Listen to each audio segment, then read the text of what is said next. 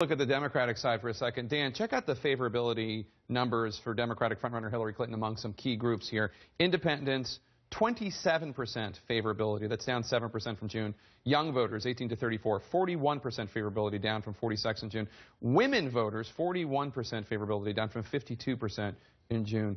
Dan, these are not good numbers for Hillary Clinton. No, I will admit that. These are not good numbers. But I would say a couple things. One, look, she's had a rough summer. She's been sort of through the ringer all summer on a whole host of things. But I think the thing that we have to look at is, in this race right now, Hillary Clinton is acting as the de facto incumbent.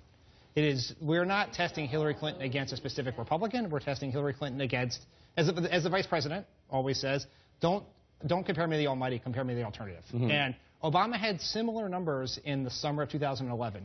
Once people started paying more attention to the Republican primary and they saw he might be running against someone like Mitt Romney or even Herman Cain or Michelle Bachmann or someone like that, the president's numbers went up. If when people focus